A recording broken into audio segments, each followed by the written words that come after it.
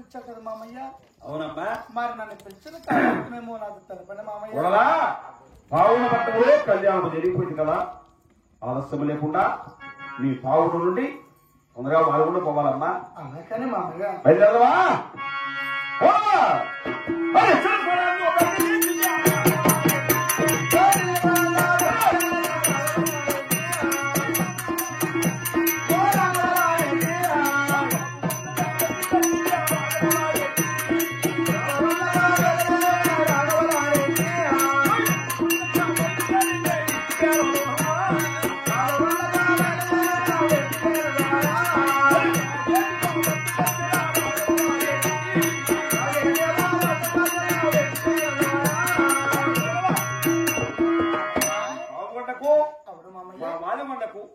మధ్యలో పాగేరు. అవును మామయ్య. ఈ పాగేరులో ఇప్పుడు నువ్వేమి చేయాలా, ఏమి పలకాలా, ఏ దేవుని కొలసాలా, నీ నష్టం ఉండే నామం ఎలా కలగాలా, గోవింద వాక్యం ఎలా వరసాలి, అడ్డవేగులు పెట్టి మా దేవుని ఎలా కొలసాలి విషయం ఇంతవరకు నీకు తెలియదు కదా. అవును మామయ్య. ఇప్పుడు నేను చెప్తానమ్మా, బాగా ఆలోచించు. సరేనా?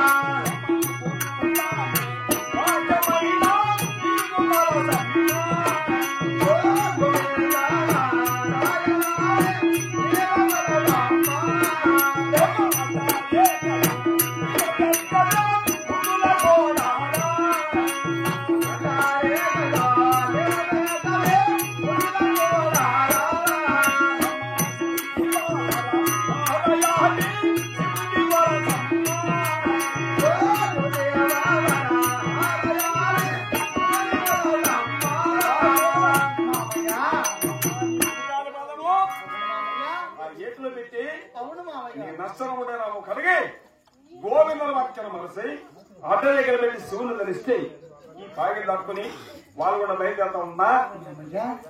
అలాగే పలికింది మామయ్య. కానీ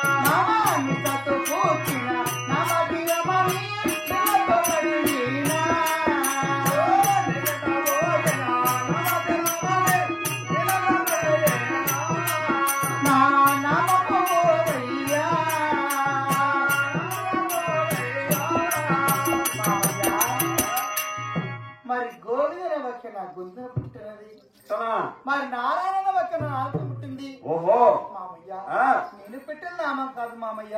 అవునా? మా తల్లి గర్భంలో పుట్టింది నామం మామయ్య.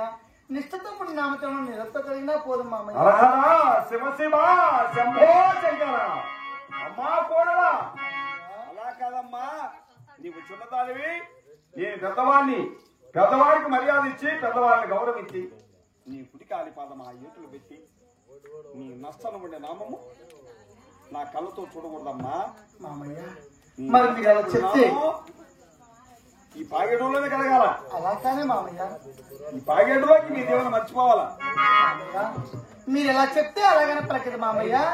పాగేడు దాటుకొని పాల్గొండకు వెళ్ళాలంటే నష్టం అంట దగ్గర పెట్టాలి. హర హర శివ శివ శంభో శంకరుని శివుని కొలుస్తూ పాగేడు దాటుకుని వాళ్ళు కూడా పోవాలమ్మా. అలాగనే మామయ్య. చదువుతావా? శివ శివ